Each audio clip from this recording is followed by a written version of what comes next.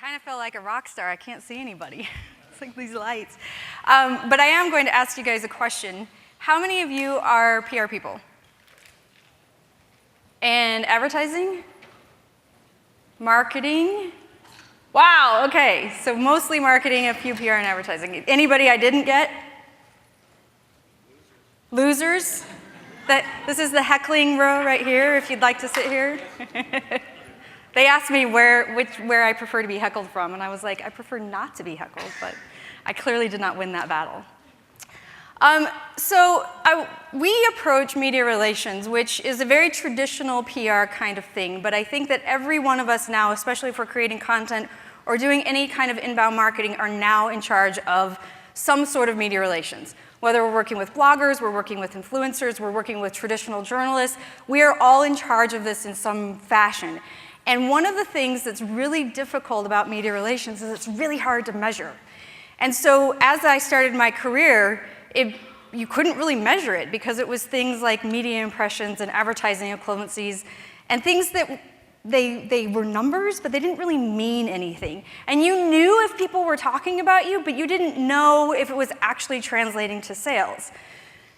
That was a long time ago, I hate to admit it, but I've been in the business a long time.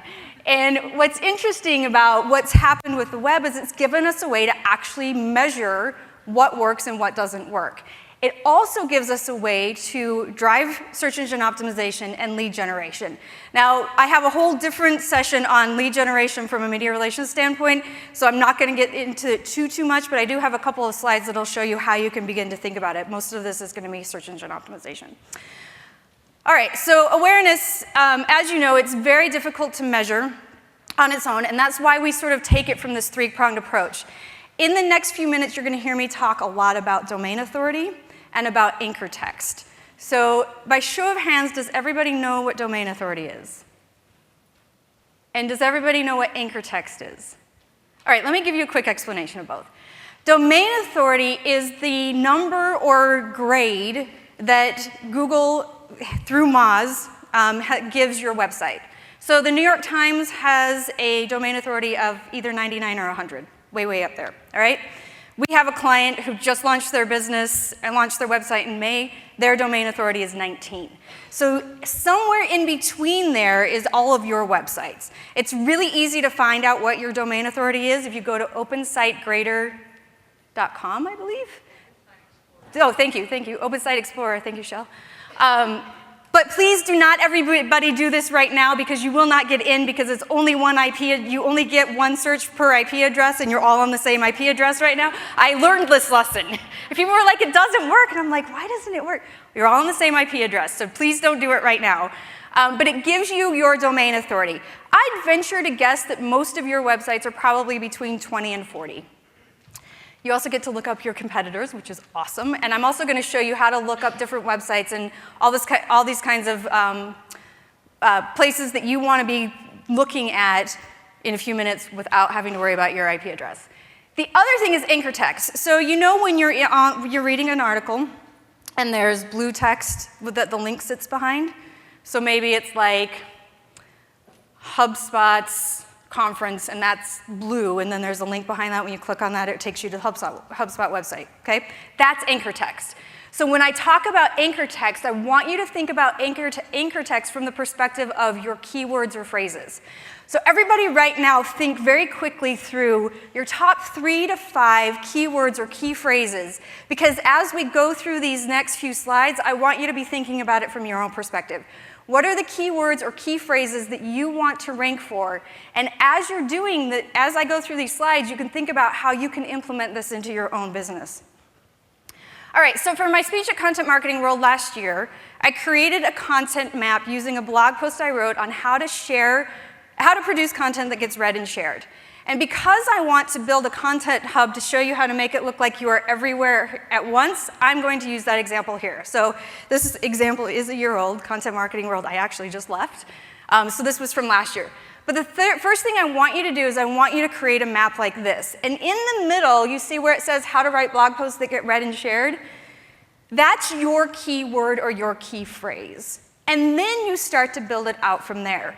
So when you build it, you can go in and into the Google AdWord Planner, and I believe it's adwords.google.com. You could go in there and type in what you think your keywords or phrases are. So from this perspective, I have to look here because I can't see it there. I put in blog post ideas, share blog posts, content hubs, write popular blog posts, content distribution, because I wanted to see what kinds of searches there were for the things that I want to rank for, all right? So I type those all in, and I find that it automatically sends me to 2 ad group ideas. So on the one tab you see it says ad group ideas, and the second tab says keyword ideas. Click on that keyword idea, because for this purpose you're not doing AdWords, you're not doing any advertising or anything like this. This is purely organic. Click on your keyword ideas, and it will show you, based on the key phrases or keywords you just popped into that search bar, how many average monthly searches those get. And it also tells you how much competition you have. This is a great starting point, but it also is where most people end. Don't end here, all right? You want to look at this and go, okay, blog post ideas has 1,300 searches. The competition is pretty low, so I might be able to compete for that. Now what we're going to do is we're going to go actually into Google, and we're going to type in blog post ideas. And when we type that in, these are the results that come up on the first page of Google results. And actually, you can see that I'm having to compete with myself. Spin Sucks is up there at the top. There's a YouTube video that I did as a webinar for somebody. Shift is in here. Who else is in here? I can't read this. PR Blogger. There's a lot of other blogs and publications in here that talk about blog post ideas. So I look at this and I try to decide, does it make sense? And I think, yes, this makes sense. I can actually compete for this. I already have 2 of the first page results, so I want more. It'd be really great to have the whole first page of search results, wouldn't it? So that's my goal. Let me see if I can get more than 2 results on the first page for blog post ideas. So I take my content map and I put in that middle circle, capture blog post ideas, okay? Then I take that and I say, all right, from there I'm going to do a Spin Sucks blog post, and it's going to be on my blog, and then I'm going to do a speech at Content Marketing World, and from that speech I'm going to create a slide share, I'm going to do media interviews, and they record the video or the speech, so now I have a video of it, and I can use this in 3 different locations. The other thing I did is I created a partnership so that they would help me distribute content outside of my normal fans and followers and subscribers. So for them, I did a video, I did a webinar series, I think I did four different webinars for them, and I did a guest blog post. So now I've created this opportunity to build out one piece of content. All I did was one piece of content. Now, of course, I had to do a speech and get up in front of 5,000 people and all that kind of stuff, which is super nerve-wracking, and all that comes along with it. But really, from one blog post, that's what comes into it. So it's really easy for me to stand up here and say, this is what you should do, and I've had this blog for almost 10 years, and it's really easy for me to do. So let me talk about it from theory, taking that theory and putting it into practice.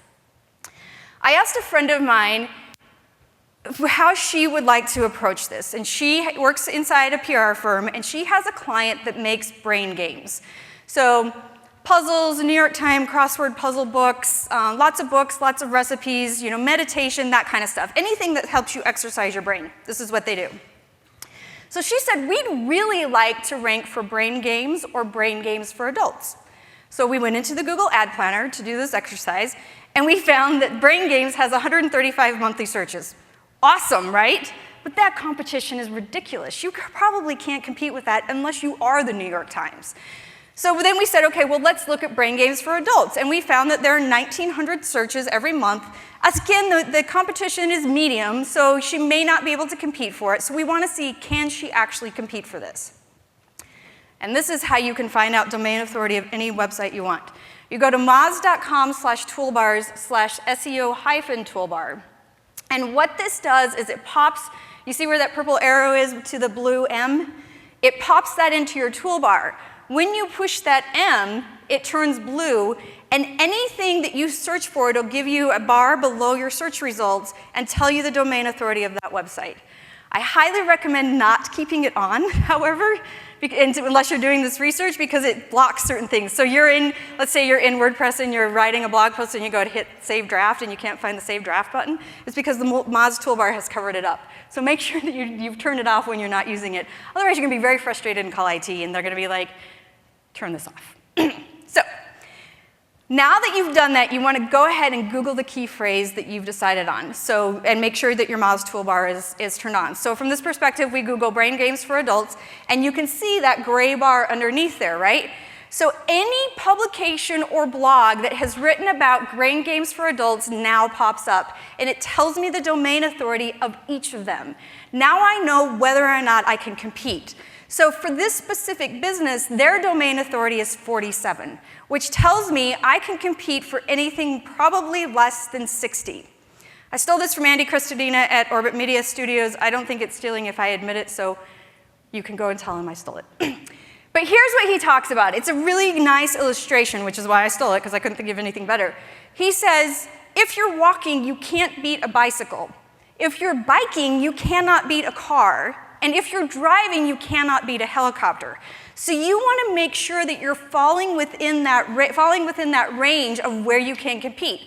So if this particular business's website domain authority is 47, they can compete in that 40 to 60 range. And of course, anything less than 60, or less than 40. So what you want to be thinking about is, can I compete with any of these first page Google results, and look at it from that perspective. So we go back here and we look to see, can we compete? There are 5 sites on the first page of Google results in that 0 to 60 range. So that tells us that we're good to go. So the AdWords tells us that there's 1,900 average monthly searches. That's a pretty good number, better than 0 or 5, right? The domain authority search tells us that yes, we actually can compete for this, and so now we start to build content around that. All right, so we take this and we say, in our center hub are brain games for adults. All of the little sessions that they think they can build content around or have news or something, a story to tell, are Mother's Day, Father's Day, graduation, robotics week, self-improvement, and brain coaches. So I'm just taking one just to show you how this works. We took Mother's Day and we said, okay, there are Mother's Day books, there's Mother's Day music, there's Mother's Day puzzles, there's Mother's Day yoga, oops. And that allows us to really figure out, okay, based on those 4 things for Mother's Day alone, what can we create content around? So the first thing we do is I love spreadsheets, so we always create a spreadsheet. And we take all of those that are on the first page of the Google results and we say, okay, what is the website? What is their domain authority? And can we compete? Because their domain authority is 47, we put that down there just as a reminder, we can see that of these, we can actually compete with 4 of them. And we also see that Prevention Magazine and AARP are writing about brain games for adults. This is very important information. Hold that in your brain for a second. I'm going to come back to it. So we go back and we say, okay, for Mother's Day then, we're going to post content on the company blog.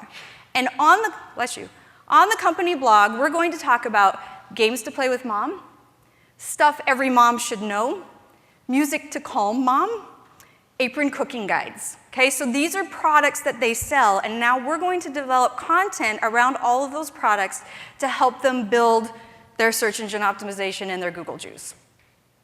Then we look to see, okay, based on that Google search we saw, there's Prevention Magazine and AARP.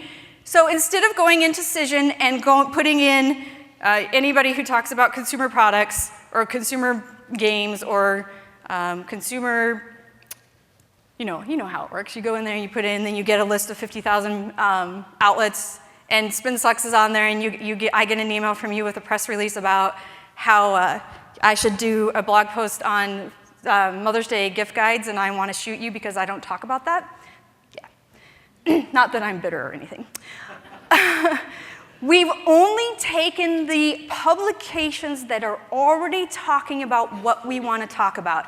And what we do is we say, okay, These guys have not done a gift list yet, and we know that lists work really well because we're content marketers.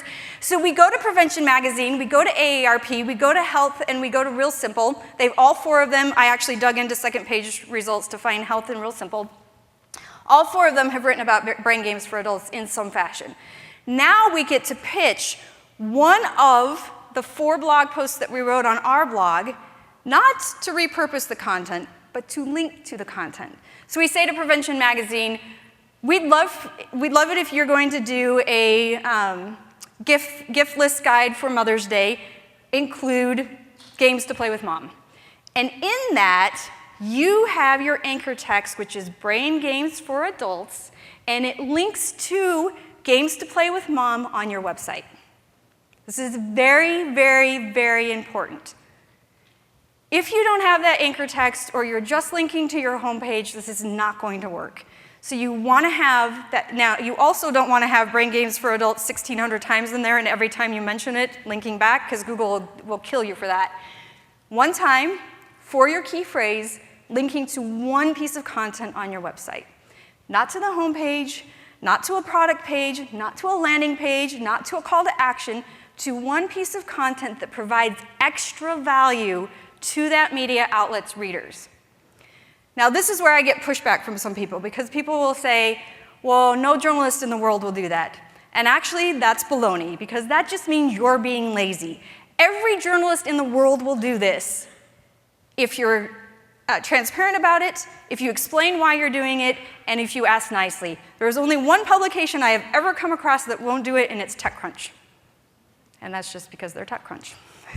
The New York Times will do it, Guardian will do it, the Wall Street Journal will do it, USA Today will do it, every trade publication in the world will do it. Here's what's interesting about trade publications. When you go to them and you say, not only will this help us, but it helps you because Google wants you to link to external websites. And they go, really? And now you're starting to educate the journalists. So now you're helping them too, and you're helping them increase their own SEO. So now you're a hero instead of some PR flack schmuck that's trying to get some story placed, right? You've become a really trusted advisor for them because you're teaching them how this works. And trust me, hardly anybody knows how this works. It's kind of crazy. So I do not want to hear that journalists will not do this because they absolutely will. You just have to ask nicely sometimes.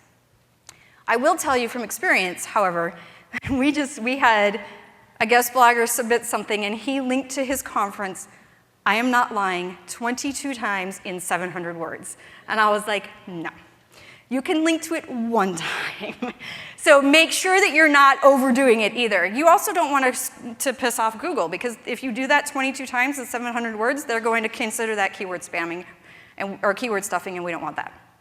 All right, and then you can decide, all right, are there other pitch ideas? Are there other things that we can do with the content that we already have and start to build it from that way? You also can do the same kind of thing with blogger relations. So you say, okay, let's do Mother's Day gift guides, and we're going to go to the Discovery blog. We're going to go to Longevity at Stanford. There are all sorts of blogs separate from that traditional media stuff that you can do as well. So this really helps you build out from 4 pieces of content, 8 different placements. Really freaking amazing, and it works ridiculously well. Okay, then what you're going to do is you're going to start to track whether or not these publications are actually driving traffic. If you've linked to a blog post or a piece of content that is not a sales pitch, that is not a landing page, that is not a product page, you will start to be able to track and see. Now, because I don't have access to the Google Analytics for brain games for adults, I just went in and I did it for ours, and I just wanted to see, does PR Daily, who syndicates our content, drive any traffic for us? And you can see in a month's time, they send about 724 new users, which is pretty freaking fantastic. That tells me, as a content producer, that PR Daily is probably a pretty good place for us to either syndicate our content or produce new content for them, and we have a combination of both for them. But that's what it does, is it starts to tell you, okay, let's say that we did it with AARP, Health, Real Simple, and Prevention Magazine, and AARP, only like 4 people clicked on it, but Real Simple, you had 10,000 people click on it. What does that tell you? that tells you you don't have to pay attention to AARP anymore, and you should spend most of your time building relationships with the people at Real Simple so that they're using your content more often than not. Because those people, and then that's when you start to get into the lead generation piece of it, right? If I have 724 PR people coming from PR Daily, what the heck do I do with them? And that's a whole different session, but it allows you to sort of build through that lead generation and show that what you're doing is an investment versus an expense. All right, so here's what you want to do. The very best way to increase your domain authority and get that very valuable link back to your site is to do traditional media relations. So to give you an example for this, we looked at a client, we looked at the stories that a former agency that worked with a new client of ours. All of last year, they had placed, I don't know, what's that, 14 or 15 articles in local publications. I'm from Chicago. It's a Chicago-based business. And you can see, I mean, from a PR perspective, the Chicago Daily Herald is a suburban paper, so it's good.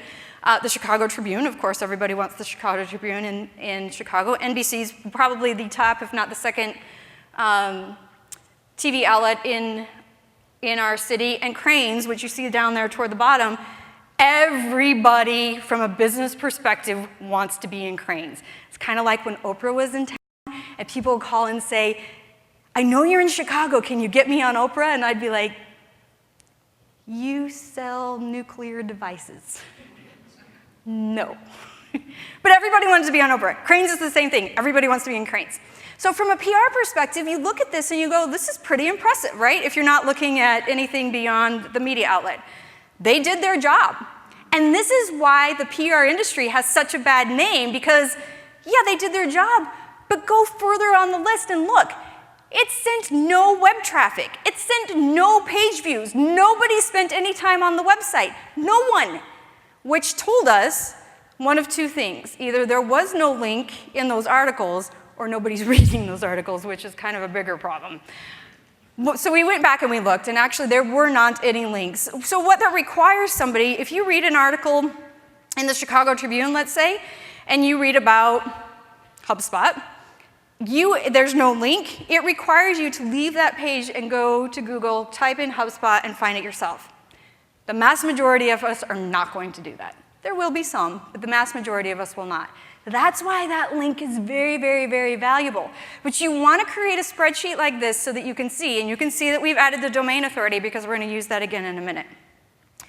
To figure this out, it's pretty easy. You go into your Google Analytics, you scroll down and you go to acquisition and then click on your search engine optimization, and it brings up this page for you. You see that search bar?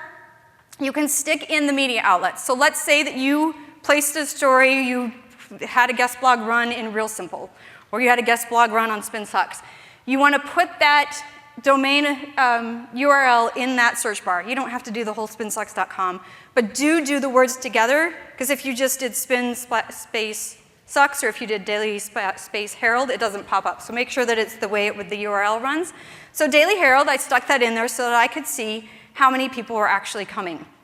And from this perspective, you can see that 3 people actually came to their website last year from the Daily Herald.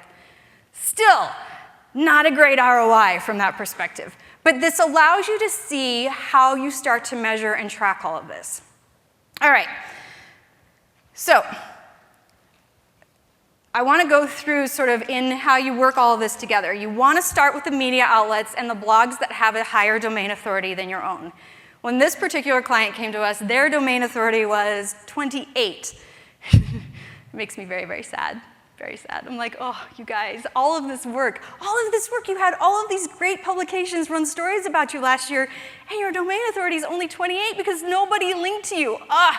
So what we did is we said, okay, at least all of these publications know who this client is. They've done stories on them. They're pretty friendly. That gives us a really good place to start. So we pitch op-eds, we pitch interviews, we pitch story ideas, we pitch contributed content. What's really interesting that a lot of people don't realize is many publications will syndicate content. So I actually just called the Tribune about a month ago, and I said, so I understand you guys syndicate content. And they're like, yeah. And I said, if we have blog posts that run on entrepreneurship or leadership or PR for the executive, would you be interested? And they were like, yeah. So now I don't even have to pitch to the Chicago Tribune. They just pull content out of Spin Sucks for me. Works brilliantly. And guess what? Their domain authority is 94, mine's 70. They're killing it for me. That's awesome. Now when I do that, and I know that they're going to take a blog post from Spin Sucks, I make sure that it has one of my keywords in it, so that when it runs on the Chicago Tribune, I already have my anchor text in there and it's going back to Spin Sucks. So I'm helping them by contributing content. They're helping me by driving SEO, although they may not know that they're doing that. But a really good example of this is, I'm going back to Andy Cristodino because this is a really good example. He wrote a blog post for The Guardian, of all publications. Again, everybody's looking for content. If you produce something really valuable, they'll take it. And in that, you'll see that his anchor text, so those blue words, say which words perform better in search engines. And behind that anchor text is a link to his blog called Increase Website Traffic. So when you Google which words perform better in search engines, or you Google increase web traffic, he comes up #1 for which words perform better in search engines, and #2 for increased web traffic in Google search results. He comes up above The Guardian because he pitched The Guardian. So this is how this works. It's really, really, really incredible. All right, so let's take this and put it into practice. I'm actually going to use Spin Sucks as the first example here because I wrote a blog post about it and I wanted to go back and look at it. So I looked at PR metrics. It's very, very important to me as part of the industry that we measure to real return on investment the work that we're doing. Like I said at the beginning, awareness is great. You want people talking about you. I prefer they're saying good things instead of bad. But you want to make sure that you have all that awareness, and then you're tracking it back to something that actually makes sense. You're tracking it back to, of course, increased web visitors and page views and all those kinds of things, which are sort of the vanity metrics, but they tell you whether or not something's working, right? You also want to be paying attention to, is your domain authority increasing? Are your search results increasing? And it's not the stuff that the SEO experts do. They work their magic on the back end, we work our magic on the front end. So in January of this year, there were 2 Spin Sucks posts on the first page of Google results for the phrase PR metrics. They were in the 6th and 7th spots, is that right? Yep, and then of course there's the Google Plus one. So I did it incognito because I wanted to see, because of course this one's personalized, right? I wanted to see what changes when I do it incognito. So I go incognito, I turn off my personalization, and I search PR metrics again, and you'll see we come up 8th and 9th. I believe that Shift is higher than us, Shell. Yes, you are. And Ketchum is up there, PRSA is up there. So, you know, we're competing with some big agencies and, of course, the industry organization. So what I did is I created my spreadsheet. At the time, our domain authority was 68, and then I built it out. And I said, OK, Ketchum is up there, Marketing Metrics, Made Easy is up there, Shift is up there, PRSA is up there. And then I get to American Express Open Forum. Not only do they have a higher domain authority than we do, but I freaking write for them. Why are they ranking higher for PR metrics than we are? Now I'm mad. I'm like, this is not happening. So what do? I don't even have to pitch a story to them. I just go into my WordPress admin login that they gave me, and I write a blog post on PR metrics. And you can see at the very bottom, I say, want to dig deeper? There are more sophisticated PR metrics you can add to your list. And that links to a blog post that in the URL has PR metrics, and that blog post is about 4,000 words of all of the things that you should measure from a PR perspective. It's in the call to action, which is, it's not in the it's not in the lead, it's not in the middle, it's actually in the call to action. It drove a ton of traffic for us, and this is the other thing it did. Is that my next slide? Let's make sure. Yep. Now I own 3 spots on the first page of Google results. The American Express article that is written by me that links to Spin Sucks, and my 2 Spin Sucks blog posts have gone from 8 and 9 to 6 and 7.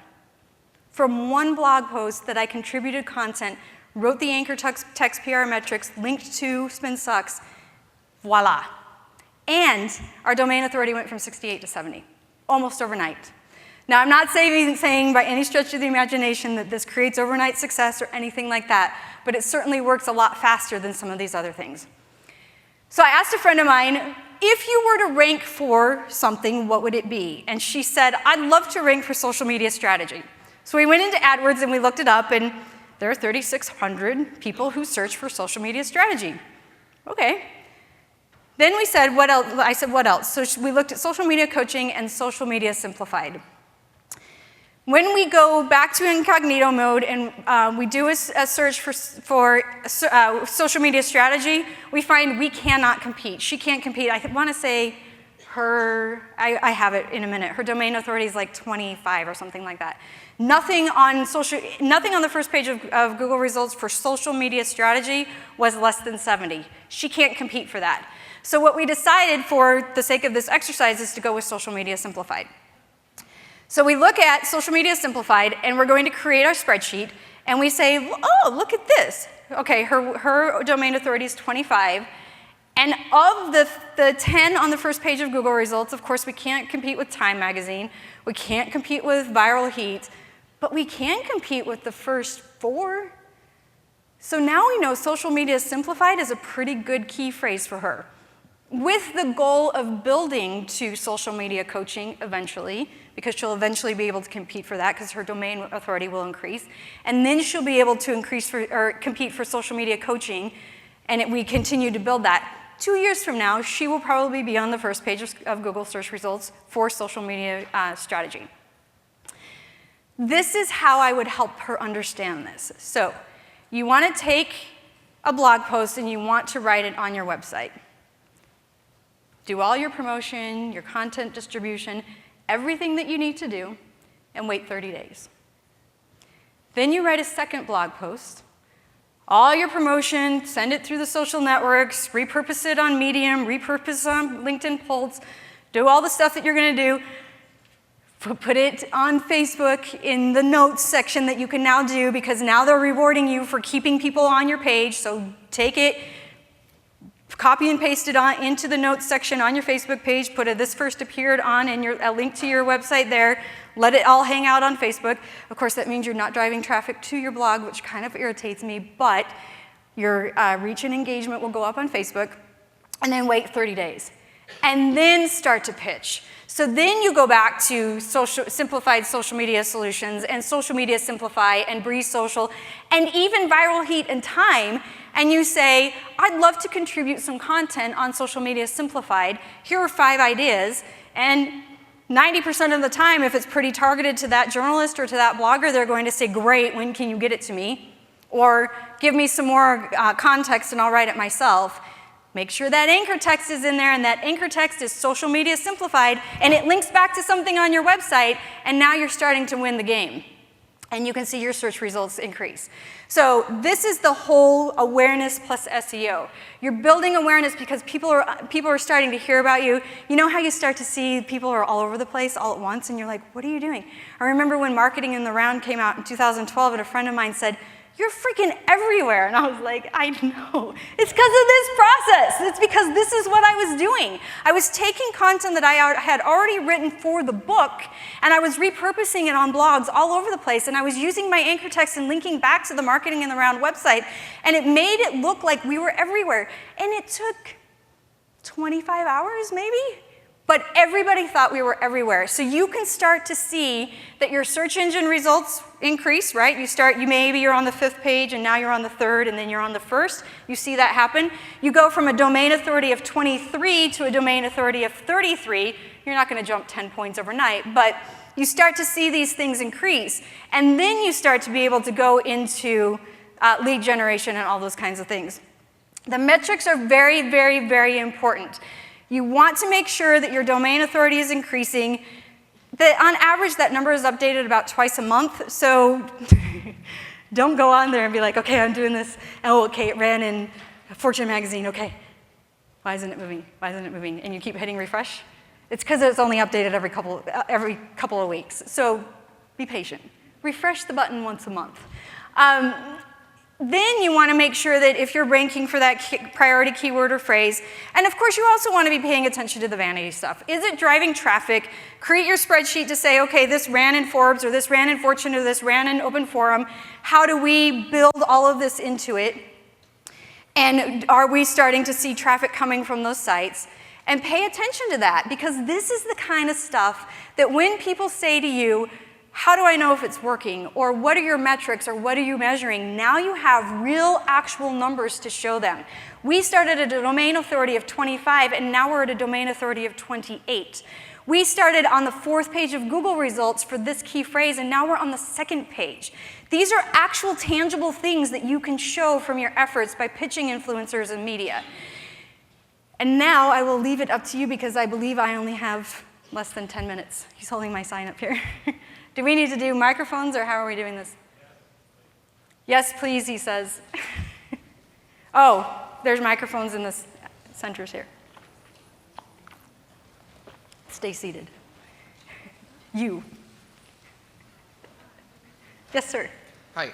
Okay, when it comes to brand mentions that aren't or don't contain a link, Moz says they aren't counting towards SEO, but from a PR perspective, when you do get a brand mention without a link, what do you think that does for things for your brand? Oh, it helps awareness hugely.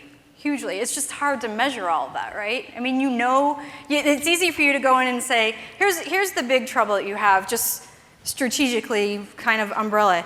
You go and you say, we were mentioned in this, we were mentioned in this, we were mentioned in this, and your executive is like, right on. And then tomorrow he goes, okay, well, now what? And because you don't have anything to measure it against, it just makes your job more difficult. Awesome. But yeah, absolutely, brand mentions are huge. And one more. If you have, like, let's say a video, okay, and you want to purpose this video, Facebook, Vimeo, YouTube, do you encourage that approach to get it as many outlets as possible? Do you encourage, like, just... Yes. Okay. Yes. Visuals work, yes. When you're reaching out to a possible syndication partner, do you have a piece of content ready, or do you pitch ideas generally? And what would that email look like? I generally pitch ideas because I'm lazy. You know, because I don't want to write a piece of content and spend all that time doing the research and everything if they're not going to take it. And of course, you can send it somewhere else. But yeah, I typically, and actually, we prefer to be pitched ideas first, because there might be, like, let's say that you took all that time to write something and we were like, we really like this piece, and now we're going to make you go back and do double the work. So I would say ideas first. You know, the email is quick and brief. I know you syndicate content. This is what we do. Here are 3 links that I think would be valuable. What do you think? It's easy. You know what else works really well? Thank you, first of all. Sure. So when you're talking about the anchor text in the article that you would write to another publication, I feel like, unless I misunderstood, it should always link back to a post that you've written, not a landing page or splash page or a product page. Correct. Why is that? Because no journalist of their right mind will let you link to a landing page or to a page where you're collecting email addresses, because then they know you're trying to sell something. Oh, but if it's a page that doesn't have a form, if it's I still would make sure it's something of value, something that their readers go to that link, they click on it, and they're getting more information. Okay. So like the open forum example I gave you, I only had 1,000 words, so I had 4 bullet points of PR metrics, and then I said, if you want more, click on this, and so then they got way more. Okay, thank you. Sure. Hi, thanks for this great talk. Thank you. You're really speaking my language. I really appreciate that. You mentioned syndication. Do you have any issues with duplicate content regarding that? No, usually when things are syndicated, you always do I never say this right, canonical link. And the publications that are syndicating know how to do that. If you have WordPress, it's you have the Yoast SEO all-in-one pack. It's actually in there. If you go to advanced, you can put the link in there. And then at the bottom of every post, just make sure that they say this first appeared on and your website and the link to the original post. So they're not following your link. They're still allowing some link juice. Yeah, I would stay away from any publication that does a no follow, because it doesn't do you any good. Thank you. Which is TechCrunch. Even though everybody in the world wants TechCrunch, they don't play along. Can you talk a little bit about I guess what I'm a little bit confused about is a lot of times the people who are already ranking already have that content that is ranking. So I'm not sure what you are pitching them exactly, or how you're pitching them in terms of what you're offering that's different, if that makes sense, or what that So process if you're pitching a guest blog post, I guess like that's just what I'm trying to figure out. Like, are you trying to pitch a guest blog post, or if you're trying to get a link back to your blog per se, to your blog post that you're going to create, are you waiting until, I guess, like, are you reaching out before it's even been created to say, hey, if we write this piece, will you link to it, or what is? I guess I'm missing that part. no, I would almost go back to this process, and I would say, okay, write your blog post, wait 30 days, write another blog post, wait 30 days, and then start pitching. So you're creating content over here, and then you're waiting about 60 days before you take it out. So I would always do that first. But what are you pitching to those other, because a lot of times those other places already have that content, or not necessarily? Not necessarily, but okay, go back to the Brain Games for Adults example.